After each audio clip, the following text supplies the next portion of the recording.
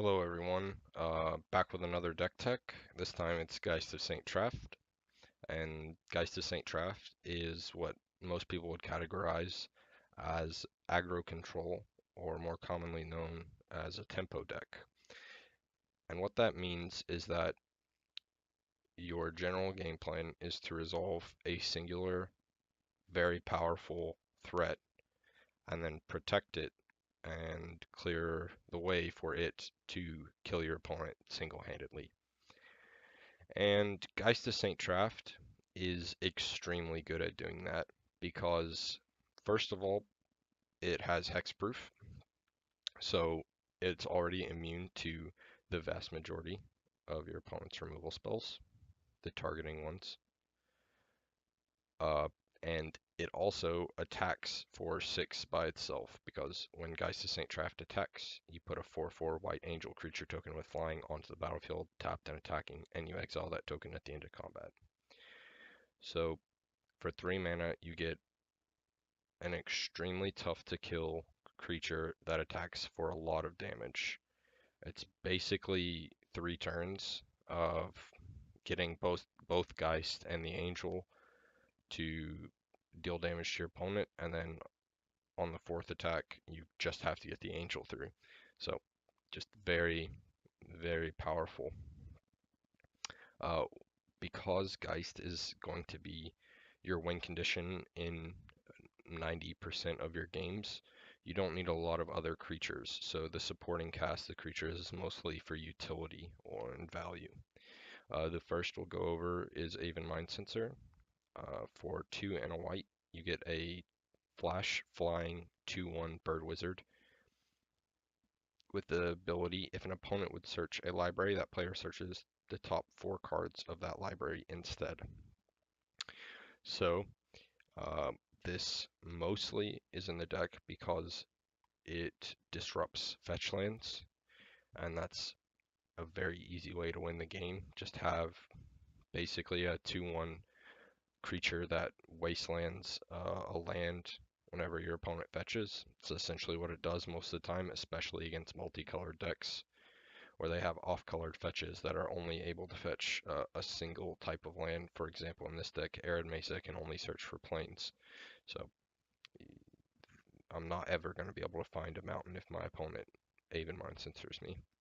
And it also hoses tutors as well, which are very prevalent in Duel Commander and very powerful because it's a singleton format. So there's going to be a lot of tutors to try to increase the consistency of having access to a certain card.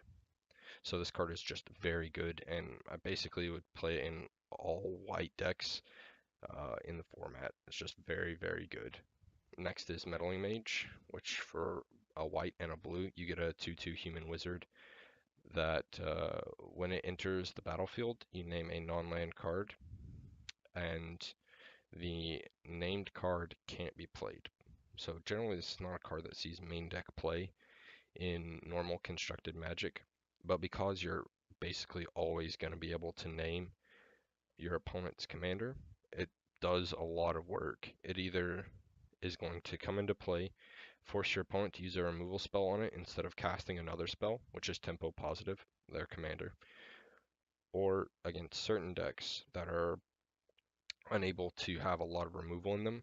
For example, the extremely elf-centric decks and mono green, mono blue, things like that.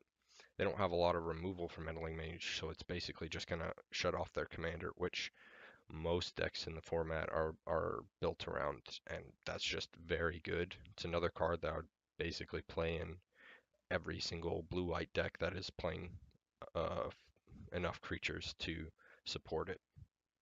Then we have Mother of Runes, which is kind of like in this deck an enchantment that is just going to give your Geist a protection from a color to be able to attack freely.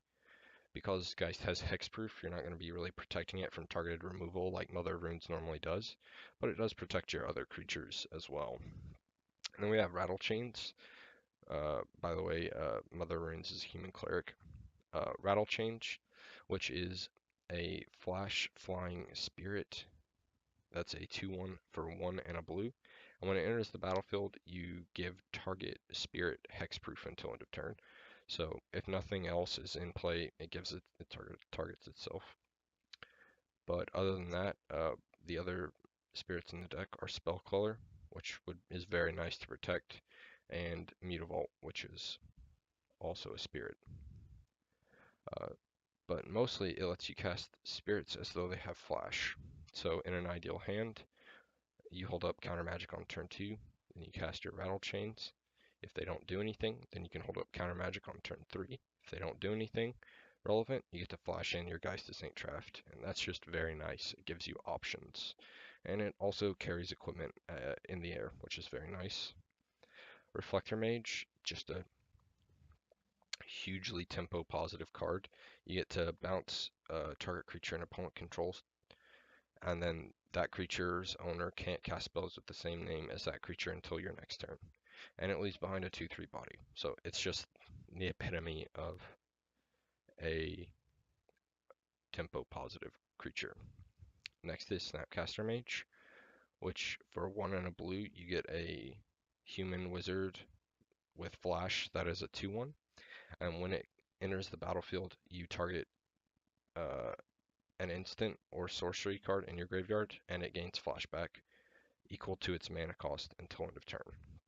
This is just really good for doubling up on a removal spell or a counter spell. It's just an extremely powerful card that sees play in basically every blue deck in the format. It's just that powerful. Next is Spell Queller, which from 1 white blue is a flash flying 2/3 spirit that when it enters the battlefield, you exile target spell with conveyor mana cost 4 or less, and when it leaves the battlefield, the exiled card's owner may cast that card without paying its mana cost.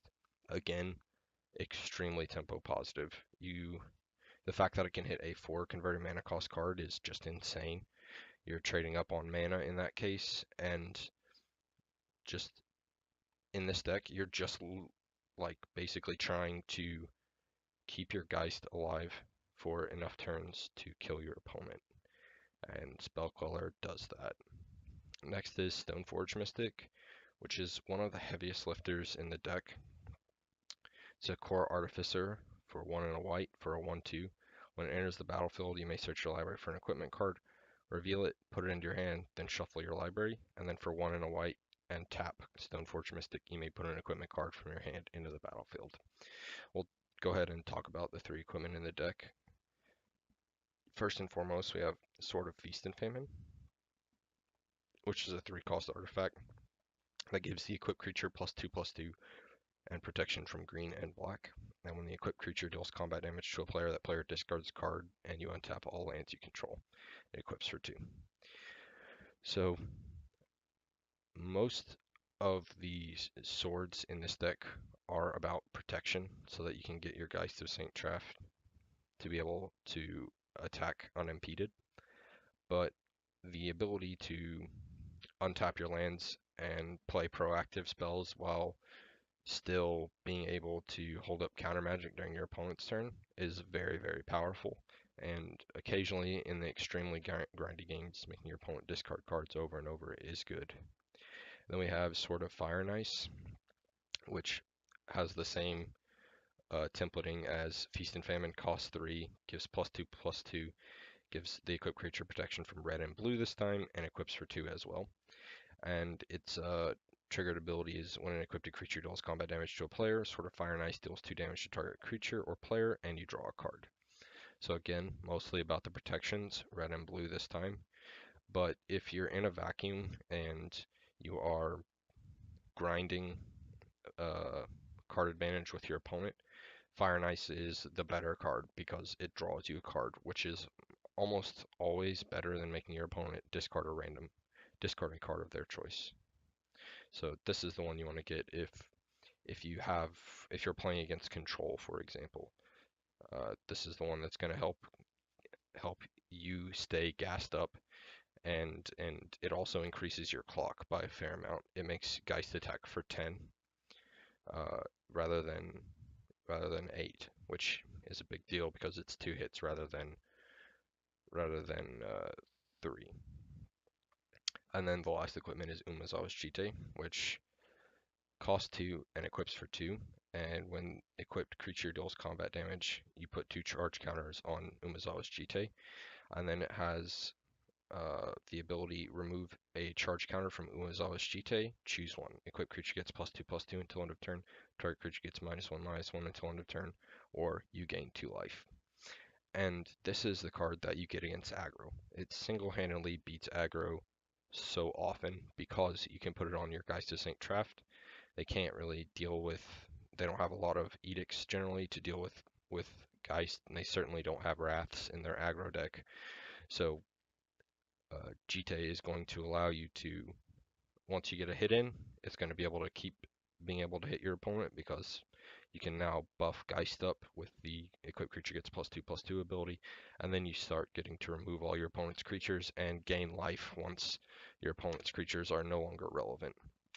So it's just very, very good. Um, with the Feast and Famine and Fire and Ice, you're generally going to be activating Stoneforge's ability to put them into play. But if you're playing against a deck with counter magic, it's very important to note that by activating Stoneforge Mystic's ability, you get to put the equipment into play. So it doesn't go on the stack, so your opponent can't counter it.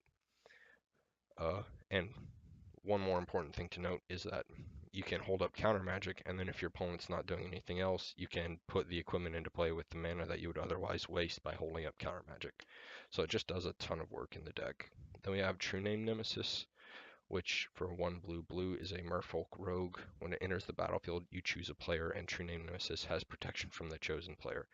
That means the creature can't be blocked, targeted, dealt damage by, or enchanted by anything controlled by that player. So it's basically one of the least interactive Magic cards in the entire game, and it's just so powerful that I felt it had to be in the deck, basically in the same category as Snapcaster Mage and such. If you're playing a blue deck, this should probably be in the deck. It blocks insanely well. It carries equipment and just glides by your opponent's blockers to get insane abilities off your equipment. It's just so very powerful. And Stoneforge, if you're playing equipment in your deck and you're white, you should probably be playing Stoneforge. Second to last, we have Vendilion Click, which is a legendary creature fairy wizard with flash and flying. It's a 3/1, which is a fairly aggressive body.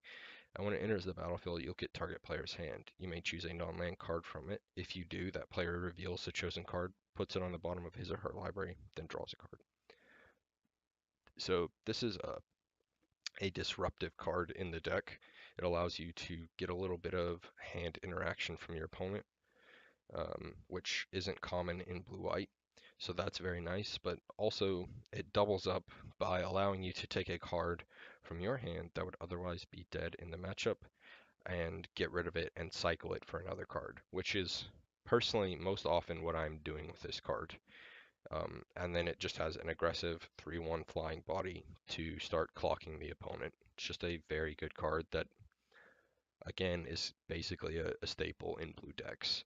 And moving on to another card that is just like that, a staple in most blue decks, we have Venser Shaper Savant, which for 2 blue, you get a legendary creature, Human Wizard, that's a 2/2 with flash. When it enters the battlefield, you return target spell or permanent to its owner's hand. So this allows you to interact with uncounterable spells, but it's also an extremely tempo positive card. You can just play it, bounce a spell, and get a free 2/2 out of it. So you essentially get like a 2/2 and a counter spell, not a permanent counter spell, but a counter spell for a turn for 1 card. It's just very, very good, and it allows you to bounce lands if you're just trying to get ahead on board and on tempo, but it also allows you to bounce permanents that you can't otherwise deal with once they're in play to try to be able to counter them whenever your opponent tries to play them again. Next, we'll talk about the 2 planeswalkers in the deck. We have Elspeth Knight Errant, which for 2 white is a 4 loyalty planeswalker. That's abilities are +1, put a 1/1 white soldier creature token onto the battlefield. Additional +1, target creature gets +3/+3 and gains flying until end of turn. And lastly, an emblem that is -8. You get an emblem with artifacts, creatures, enchantments, and lands you control have indestructible. So This Planeswalker protects herself as a threat all on her own by making soldiers, but she also curves right after Geist, gives Geist +3/+3 in flying, and is just very good evasion, and in often cases increases your clock uh, by a turn if your opponent has shocked or fetched uh, or lost 2 life at all over the course of the game. Just 2 attacks from a pumped up Geist is very good.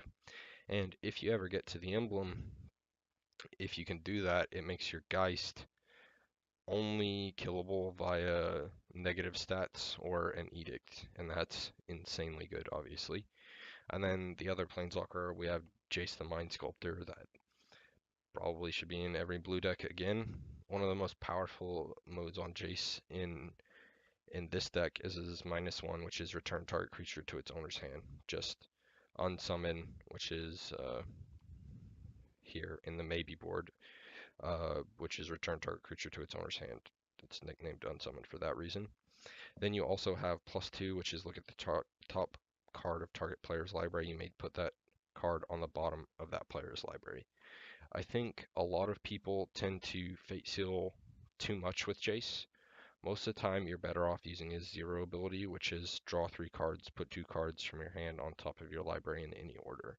It's almost always just better to brainstorm rather than try to keep your opponent from drawing an important card. Just try to draw an answer to something your opponent would do. You have 3 additional draws at it rather than trying to keep your opponent from having 2 powerful cards in a row.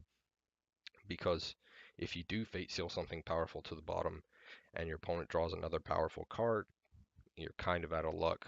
But if you just draw a counterspell or whatever with your brainstorm, then it doesn't matter. You get to counter it, and you still probably are drawing and getting card advantage from Jace. If you do have to Fate Seal, for example, you're playing against a Leovold or something, Fate Seal yourself, because first of all, if they have Leovold in play, your 0 ability isn't playable. It's draw 0, put 2 cards from your hand on top of your library. And if you plus and target them, they get to draw a card for it. So you're better off just scrying a card off of your library. Or, if you have to, minus and unsummon it to try to get some tempo. And then his ultimate, which is so very rarely relevant, -12, exile all cards from target player's library. Then that player shuffles his or her hand into his or her library. So they lose their hand becomes their library, and they're on a very short clock.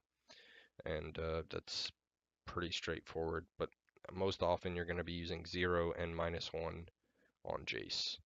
We'll talk about the mana base next. It's a pretty straightforward mana base. Most mana bases in this format look like your requisite fetches. So 2 color decks have 7, 3 color decks have 9, 4 or more color have 10, monocolor decks have 4. Then you play your original dual land. So that's in this case Tundra. You play your Shockland, which is Hallowed Fountain, and then in 2 color decks you play the Battle for Zendikar land. Most decks play the Filter land and the Pain land, and then a lot of decks play Wasteland. The utility lands in this deck, they're more than usual. So like I said, we'll go over those as we come by them. We have the Pain land, we have a fetch land, Cavern of Souls, which is very useful for resolving your commander through counter magic. Extremely powerful. And if I'm not mistaken, it is correct to name, yeah, it is correct to name Spirit on Geist because there's only one other cleric, Mother of Runes. But if you're not naming Spirit, it is best to name Wizard because we have Bird Wizard, Human Wizard, Human Wizard, Human Wizard, Fairy Wizard, and Human Wizard. So Cavern lets you push through your commander and name Spirit if you're going to do so. If not, and you need to push through something else, it's probably best to name Wizard. Then we have Celestial Colonnade, which kind of ups the threat density of the deck because it doesn't have a lot of creatures to end the game with. So this is one of them, an additional one that basically cost 0 spell slots in the deck. It's kind of free to play as an additional threat, and it comes into play taps for a blue or a white, and you can pay 3 white blue, and until end of turn it becomes a 4/4 white blue elemental flying vigilance. So it's just very powerful. It's honestly insane if you have it equipped with Sword of Feast and Famine. So that would require you to have the 5 lands to activate, the Colonnade, and 2 more, which is 8 lands. So that's a lot, and it's a risky play against removal. But if it does connect, you can do it safely. Then it allows you to hit them for 4, 5, 6. They discard a card, and all of your lands untap. So that's obviously powerful. Almost all 2 or more color decks play Command Tower.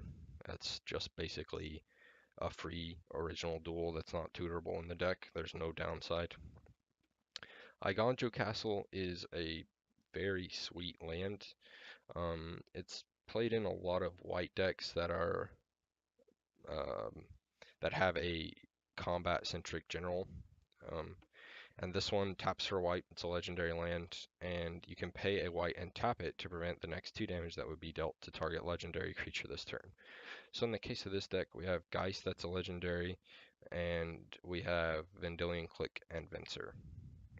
So 3 targets, but mostly it's about Geist of Saint Traft. You can attack into 2/2s and 2 power creatures and 3 power creatures without having to worry, and just protect your commander for what is essentially 2 mana. Next we have Flagstones of Trocaire, which is a legendary land that taps for a white, and when it's put into a graveyard from play, you may search your library for a plains card. If you do, put it into play tapped and shuffle your library. This isn't necessarily inherently powerful, but it's good against land destruction, and it's good with mass land destruction. So jumping a bit ahead, we have Armageddon, we have Balance, and we have Cataclysm, and all 3 of these destroy lands.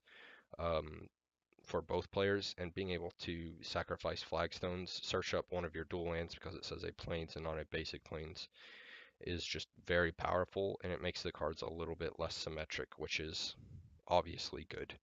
Another fetch land, we have the Buddy land, which is played in all 2 color decks basically, and a lot of 3 and 4 color decks depending on their mana base.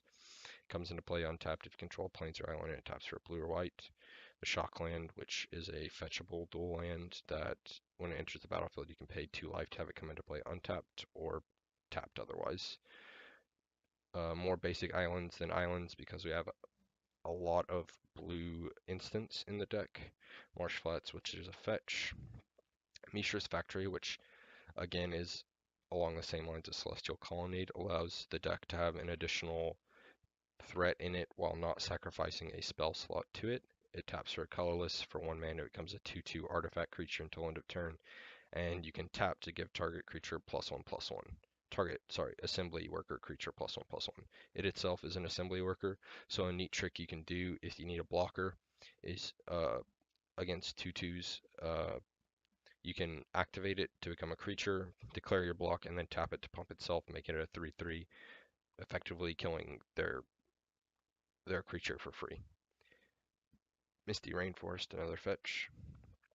Mutavault, which taps for a colorless, same lines, basically the same card as Mishra's Factory. For 1, it becomes a 2/2 creature with all creature types until end of turn. Mystic Gate is the filter. It taps for a colorless or for a blue or white, makes white white, white blue, or blue blue. Plains, 5 of them. Polluted Delta is another fetch. Prairie Stream is a land that enters the battlefield tapped unless you control 2 or more basic lands. I'll talk about it again in a second after the rest of the lands. Scalding Tarn is another fetch. Seachrome Coast is a fast land, so it comes into play untapped if it's your first, second, or third land play. Tectonic Edge, which taps for a colorless or for paying 1, tap, sacrifice Tectonic Edge, destroy target non-basic land, activate this ability only if an opponent controls 4 or more lands.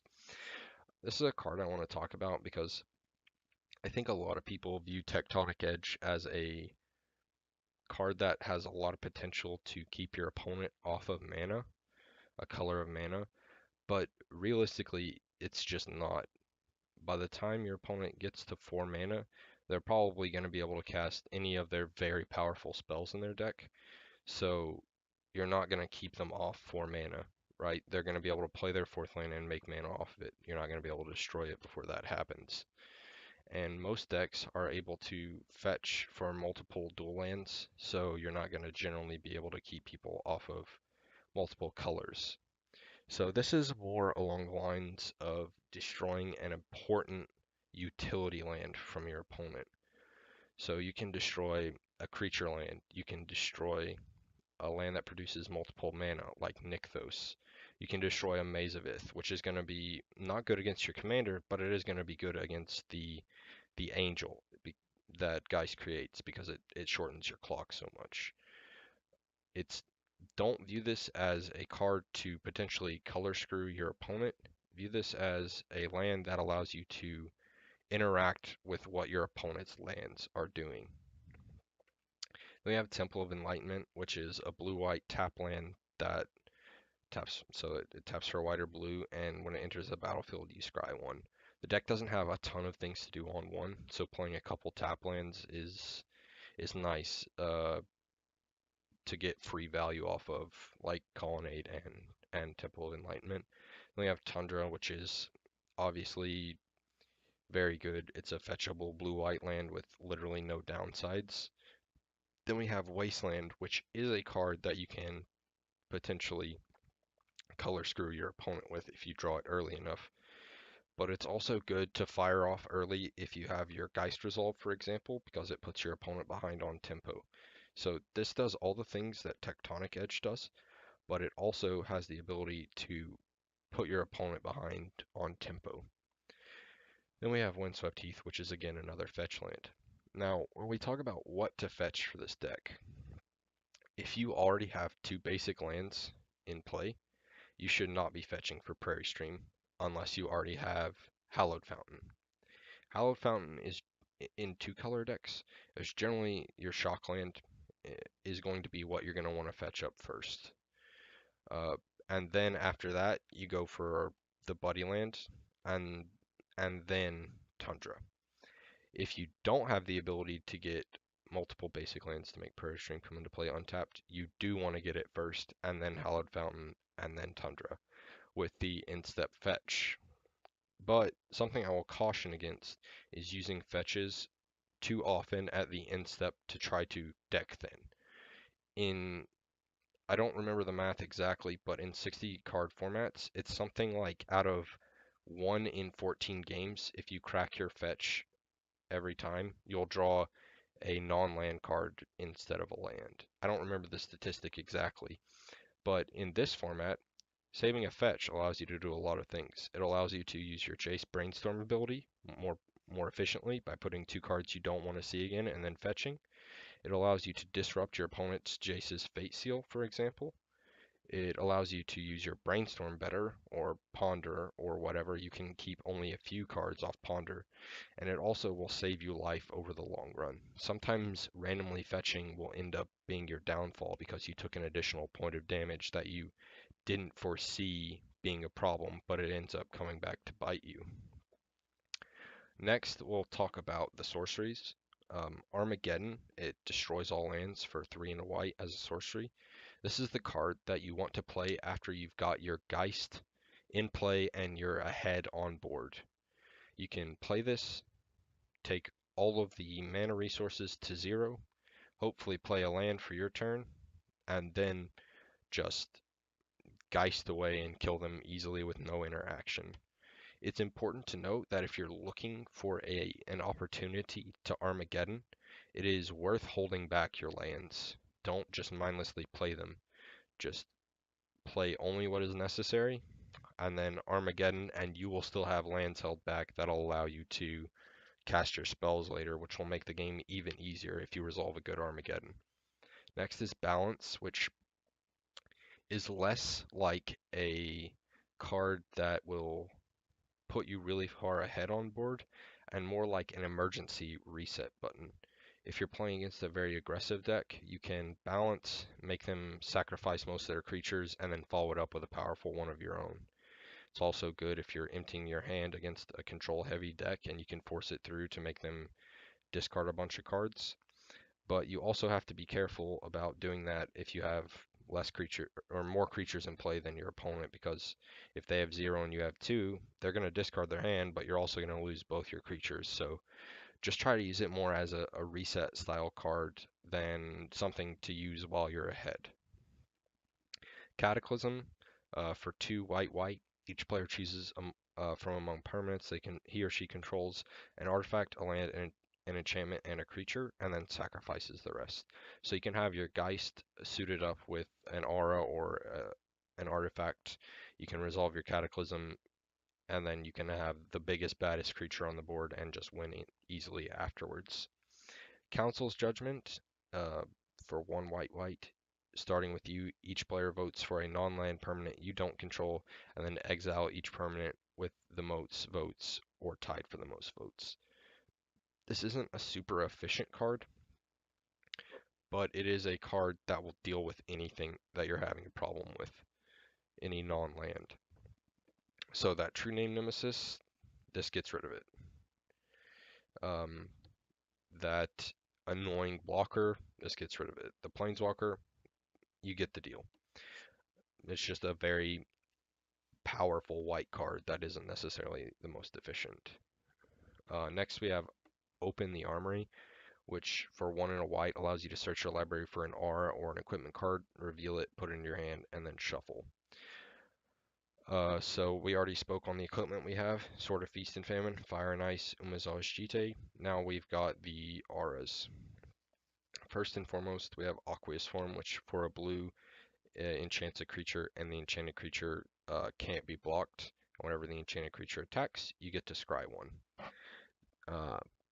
Griff's Boon, for a white, it enchants the creature. The enchanted creature gets +1/+0 and flying. And for 3 and a white, you can return Griff's Boon from your graveyard to the battlefield attached to target creature. Activate only as a sorcery. And then we have probably the most powerful Geist card in the deck, is Steel of the Godhead, which for 2 hybrid white-blue enchants the creature and gives the enchanted creature +1/+1 and lifelink if it's white, and +1/+1 and unblockable if it's blue. So if you're tutoring for an aura, like most of the time with Open the Armory, you're going to be going for Steel of the Godhead. And then you're going to put it on your Geist, and you're going to have an 8 power, 4 power unblockable, 4 power flying card that's going to gain you 4 life every turn. It's just extremely powerful against aggro. They have a really hard time racing it. Midrange can't block it or deal with it, so you just have a really fast clock. The only case where you may not want to be grabbing Steel of the Godhead is if you're playing against control. Getting a more permanent and reusable form of equipment, generally one of the swords, is going to be better. Next is Oust, which for white as a sorcery puts target creature into its owner's library second from the top, and its controller gains 3 life. Just very tempo positive card. For white, you're dealing with one of your opponent's cards, almost always at a loss for mana for your opponent. You're forcing them to draw it again, and you're forcing them to spend mana on it again. All very good, and it's clearing the way for your Geist to get a hit in. Next we have Ponder, which for a blue looks at the top 3 cards of your library. You put them back in any order. You may shuffle your library, and then you draw a card. So you either get to keep the top 3 if you want them, and then you draw one of them, or you get to shuffle them away if they're bad and draw a card. It's just a cantrip that allows you to hopefully dig for something important if you need to. And the same can be said for Preordain, which is very similar, but instead of 3, you rearranging the top 3, you get to scry 2 and then draw a card. So similarly, if you don't want either, you can bottom both and then draw a card, or you can keep one or both, depending on, what you want out of the cards. So in general, Preordain is going to be better because you aren't forced to keep a certain number of bad cards uh, to get a good one. You only get the best. And then we have Steel Shaper's Gift, which for a white as a sorcery searches your library for an equipment and puts it in your hand. So the general idea here with Steel Shaper's Gift, Open the Armory, Stoneforge Mystic is that you get the best possible thing to keep your Geist, to get your Geist to be able to attack, and then you just do it and win tons of games that way. Uh, Next, we'll finish off the the enchantments and artifacts, and then we'll talk about the instants. So Aqueous Form, as I mentioned, gives the creature unblockable and scry 1 when it attacks. It's mostly in the deck because it gives you a sort of critical mass of things to be able to get Geist through. It's almost never going to be one that you're going to be tutoring for, but it still is fine in the deck. Like it is one of the better options past the best ones. And the same can be said for Griff Spoon, which is very similar, to be perfectly honest. It increases the Geist attack to 7, but that doesn't really increase your clock by any. It means you deal 21 instead of 18. So, I mean, it does technically increase your clock by 1 turn, but a lot of the times your opponent's going to be dealing some sort of damage to themselves or going to be getting in a chip hit with another one of your creatures, and it just doesn't generally matter that much. Mostly it's that you can bring this back from your graveyard to keep your Geist evasive if he's died a lot. Next, we have two of one of the most disgusting tempo cards in the game of Magic. We have Parallax Tide, which for 2 blue blue is an enchantment with Fading 5. And the way Fading reads is at your upkeep, you remove a Fade counter. When you can't remove a Fade counter, you sacrifice the permanent. So, unlike Vanishing, where when it ticks down to 0 counters, you sacrifice it, this will stay in play for another turn if it has 0 counters on it. And its activated ability is remove a Fade counter from Parallax Tide, remove target land from the game. So this allows you to exile 4 lands for 2 turns, and you probably easily win off that, or 3 lands for 3 turns. It's just very, very powerful. It's not quite as good later on in the game. It will still allow you to leverage mana sometimes, but it is disgustingly powerful early on. Then we have Parallax Wave, which has the same templating as Fading 5 and then removing a Fade counter will allow you to exile target creature until Parallax Wave leaves the game. And similarly, it's just very powerful. You get to exile 4 creatures for 2 turns, 3 creatures for 3 turns. That's more along the lines of what you're wanting to do, 3 creatures for 3 turns. And it's just very tempo positive, and it allows your Geist to just get in there and attack for basically free. Next we have Seal of Cleansing, which is the disenchant effect for the deck, and that is, it basically is a 2 mana white card that destroys an artifact or enchantment. And the reason we're playing this one over actual disenchant is because the deck is playing Enlightened Tutor, which allows you to search your library for an artifact or enchantment card, reveal it, and put that card on top of your shuffle your library, then put that card on top. So it was just basically very clear to me that this card is better than Disenchant because you basically get another copy of it. The downside of Seal of Cleansing is that it can have its ability stifled or trick binded, which is certainly annoying, but I would take basically having an additional way to access the card over the moderate downside of it being a little bit more vulnerable to a certain type of card that doesn't see a ton of play in the format in the first place. It sees a fair amount, but it's generally a one of in the decks. And then, as I mentioned, Steel of the Godhead and Feast and Famine, Fire and Ice, and Chite. And then we have Chrome Mox, which if it would enter the battlefield, you may discard a land card from your hand. If you don't, you put Mox Diamond into its owner's graveyard, and then it taps for a mana of any color. And Chrome Mox, which has Imprint, which when it enters the battlefield, you may exile a non-artifact, non-land card from your hand, and then add 1 mana of any of the exile cards colors to your mana pool. And what these basically allow is for you to sacrifice card advantage because they are card disadvantage. You're paying 2 cards, the Mox Diamond / Chrome Mox, and the card that you're discarding or imprinting, to get a mana advantage, because a turn 2 Geist is so much more powerful than a turn 3 Geist. And these, when you draw these, they're going to be very, very good. With that being said, the last card type we have here are instants. Brainstorm is up first, and it's draw 3 cards, put 2 cards from your hand on top of your library. It's just very powerful card that allows you to, if you save your fetches for when you need them, draw 3 brand new cards and get rid of 2 bad ones. As alluded before, it is the nickname of Jace's zero ability. It sees play in tons of blue decks in the format and in all formats where it's legal. It's just a very powerful card and is very close to Ancestral Recall in a lot of those formats.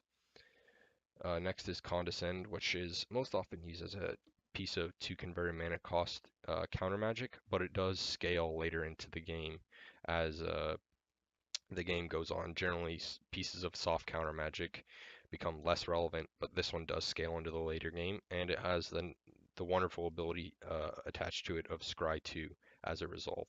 So if you're super desperate, you can cast this card even when you know it won't work just to get the Scry 2. So keep that in mind. Like you desperately need lands or something, you can do so.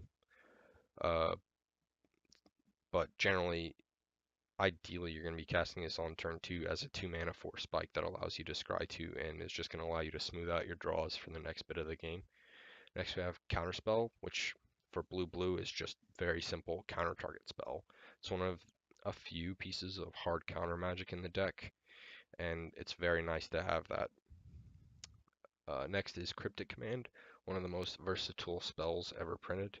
For 1 blue, you get to choose to counter target spell, return target permanent to its owner's hand, tap all creatures you don't control, and draw a card. The most oft-used modes of this card are counter target spell, draw a card, but all of the modes are good in this deck. You need to deal with a problem permanent, you can bounce it and try to counter it later on. You need to be able to swing for the win, you can tap all your opponent's creatures. It's just very versatile. It is a little bit hard to cast because of triple blue, but in this 2-color deck, it's not as big of a deal as it would seem at first. Daze is an insanely powerful tempo card. It does not scale well at all later on into the game, but it does allow you to have a piece of mana-free counter magic by returning an island to your hand rather than pay its mana cost, and you get to counter target spell unless its controller pays 1.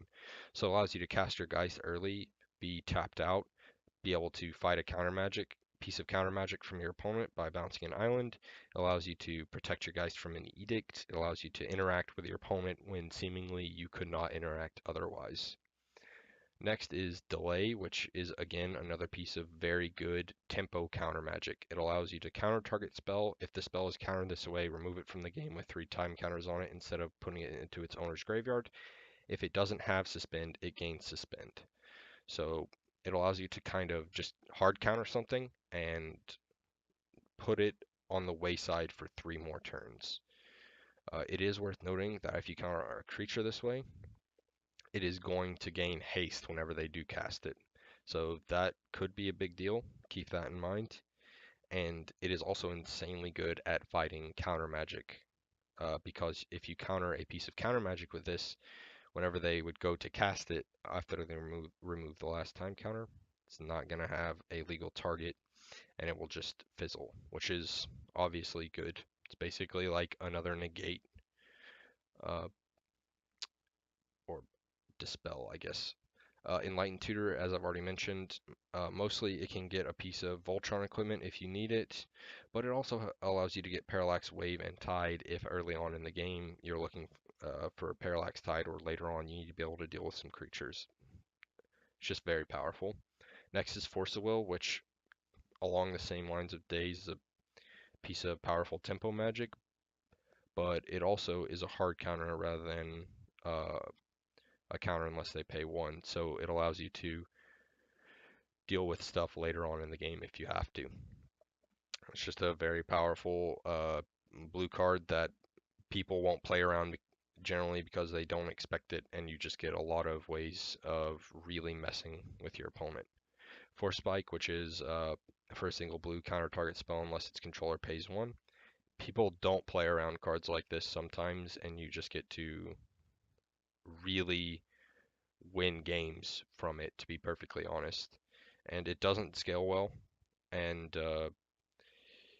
you need to keep that in mind. So you don't want to like hold it for something more powerful. You basically want to force spike just about anything that you can. So keep that in mind. Next is Harm's Way, which is one of the newest additions to the deck. It's for a single white.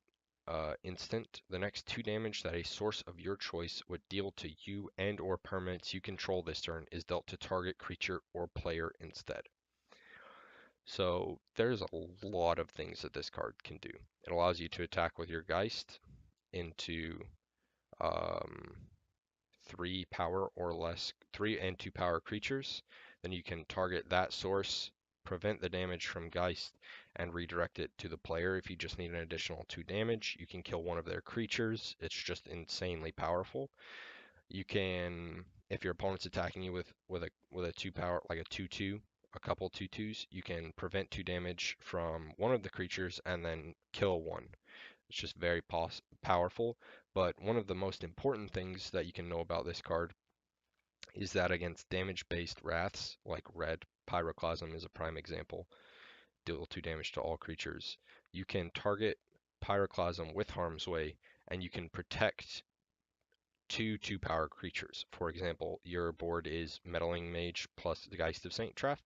Your opponent Pyroclasms, you Harm's Way the Pyroclasm, and you prevent 1 damage to both Geist of Saint Traft and Meddling Mage, and you redirect the 2 damage to an opponent's creature and kill it, 2 damage to them, whatever. Point is, you get to save your creatures and deal them some damage. So it's just insanely powerful uh, under the correct circumstances.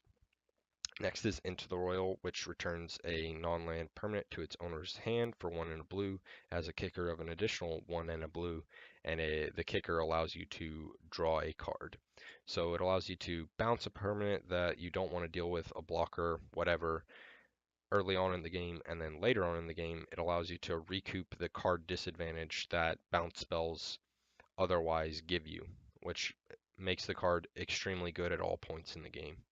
Mana Leak for 1 and a blue counters target spell unless its controller pays 3. Early on in the game, it's like an additional copy of Counterspell, but obviously it gets worse as the game progresses if land drops are being made. The white Force Spike or Mana Tithe is for a white counter target spell unless its controller pays 1. You can get more blowouts with this card than you can with Force Spike. If you leave up a single white mana, your opponent's going to be thinking about removal spells like Source of Plowshares and Path to Exile, and you're going to mana tithe them, and it's going to ruin their day. It's just a very good card that people do not expect very often. Memory Lapse for 1 and a blue, counter target spell. If that spell is countered this way, put it on top of its owner's library instead of putting it into that player's graveyard. So this is, again, another piece of insanely powerful tempo counter magic. It's especially good if your opponent is casting a spell that they otherwise would not want to draw again. Prime example, a mana creature on turn 7. If you memory lapse that, they're going to be forced to draw it again instead of a more relevant spell, and that's going to be very good. Something of note here is that it is not very good if it is your only piece of counter magic and your opponent plays something very powerful that could potentially win them the game easily. You're going to be put into a tough situation where you're on borrowed time. Miscalculation, 2 mana, counter target spell unless its caster pays an additional 2 mana. So early game, it's another piece of soft counter magic. And then it also has cycling, which is pay 2 colorless mana, discard it, and then you draw a card. And you can cycle at instant speed. So early game, it's a nice piece of counter magic. Later on, when it's not as relevant to the game, you can try and get another card. Next is Mystic Confluence. For 3 blue, you get to choose 3 modes, and you may choose the same mode more than once. Counter target spell unless its controller pays 3. Return target creature to its owner's hand. Draw a card. This card is up there with Cryptic Command in terms of power level. It can essentially be a piece of hard counter magic for 5 mana with counter unless they pay 9. It can counter multiple spells if that is relevant to you, and draw a card to make up for, basically make it a 2-for-1. And it can also bounce creatures to clear the way for Geist. Just very, very powerful. Negate is one of the other pieces of hard counter magic for the deck, and it counters the things that you care about most that will be able to interact with Geist. Wraths, Edicts, stuff like that. Next we have Path to Exile, which for a white exiles target creature. Its controller may search his or her library for a basic land card, put that card onto the battlefield tap, then shuffle his or her library. So it's card disadvantage in that they're trading a 1-for-1 with the Path to Exile and your creature, and then they're getting a basic land out of their deck tapped. But generally you're not going to care about that because it's for a tempo swing. You're trading 1 mana for their 4 mana card. They're getting a land for their troubles, but you're getting to deal them 6. Next is Psionic Blast, which for 2 and a blue deals 4 damage to target creature player and 2 damage to you. It's just another piece of uh, mostly hard removal in the format. Sometimes it won't kill the bigger creatures, but it also can finish people off. You can hit people with Geist 3 times and then Psionic Blast them to kill them. Remand for 1 and a blue, another piece of excellent tempo counter magic. Counter target spell. If that spell is countered this way, put it into its owner's hand instead of their graveyard and you draw a card. So against decks with big flashy plays, you're countering their 6 mana card with Remand. You're forcing them to make a decision next turn whether they even want to cast it again, and you're drawing a card. Kind of like Time Walk, but I wouldn't generally compare this card to that. And then my favorite mode of Remand is to counter your own spell with Remand when you're fighting against another blue deck that is trying to use counter magic on your spells. You can Remand your spell, effectively trading the Remand for their piece of counter magic, and you get to try to cast your spell again either that turn if you have enough mana or the next turn, and you're drawing a card still. So that is a mode that you need to remember is on the card, and it's very good. Next we have Rushing River, which for 2 and a blue has Kicker of Sacrifice a Land, and it returns target non-land permanent to its owner's hand, and if you pay to Kicker, you get to return another non-land permanent. So just a very tempo positive bounce spell. Spell Pierce, which for a single blue counters target non-creature spell unless its controller pays 2. Very, very good at countering important stuff that can interact with your Geist. Kind of like Negate, but cheaper and allows you to fight counter magic while you're casting a spell. Stifle, which is counter target activated or triggered ability. Ideally, you want to be hitting your opponent's fetch lands with this so that you're keeping them behind on mana. But two other important modes on this card are being able to stifle the return trigger from Parallax Tide and Wave, effectively keeping the cards you exiled with them exiled permanently. And the reason that I play more than one stifle effect in the deck is because at their worst, you can stifle the exile trigger for Geist on the Angel.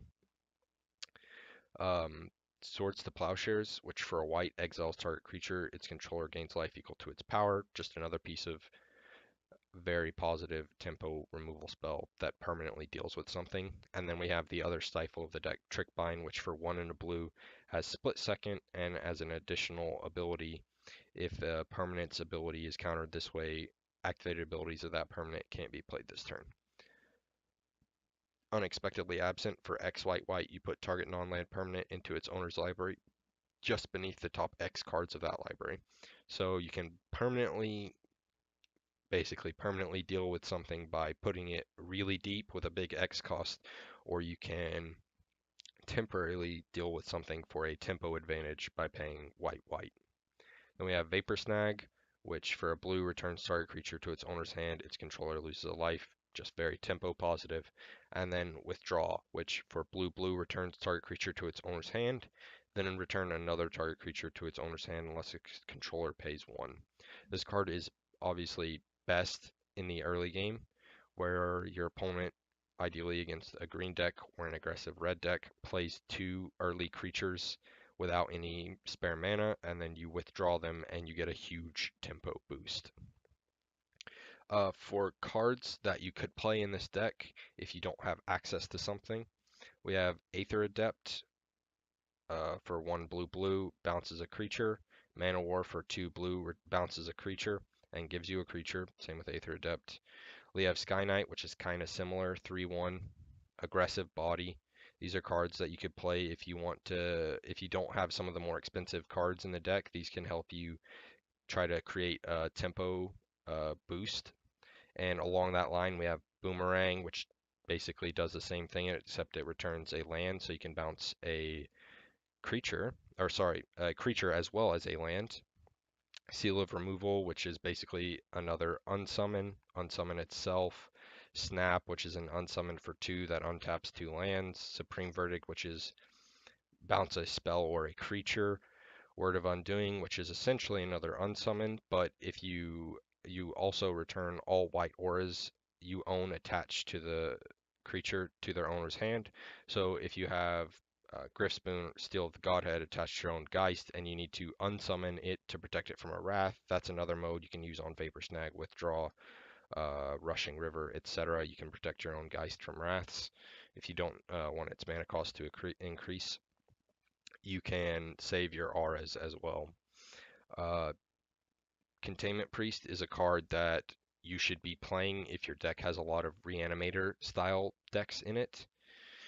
Detention Sphere is a way to deal with a bunch of Titania tokens. If that's in your metagame, you can slot it in and have an additional way to tutor for it with Enlightened Tutor. Glenolindra Archmage is insanely good against control heavy format. It has basically 2 negates on a creature body. That's very good. If you got a lot of money, you can play another Armageddon. This one just cost 300-ish dollars. It says 200 right there because it's from Portal 3 Kingdoms. And those are some other options you can play in the deck, uh, as well as Misdirection, which is honestly a card I probably am going to look to add to the deck because it's very good against opposing counter magic when you're trying to resolve Geist early, and it's also good against edict effects that are in the form of spell, in that you can just redirect them to your opponent, potentially uh, 2 for 2 them and save your Geist. So just very good. Uh, with that being said, um, the good matchups for this deck are anything where you can really abuse the fact that your opponent can't deal with Geist. So a lot of the removal light decks and wrath light decks you can really crush, and a lot of decks where you can get your relevant equipment in time can turn a good matchup into, or sorry, a bad matchup into a good matchup. Decks you want to look out for are super control heavy decks with a lot of wraths and a lot of edict effects. So Leovold is one that comes to mind. That's not the best matchup. Um, a very like red wrath heavy deck could be trouble as well. Uh, so keep that in mind uh, when you're building the deck against your local metagame. But I think that Geist of Saint Traft is one of the best decks in the format and is very easily tier 1. Thanks for watching, everybody.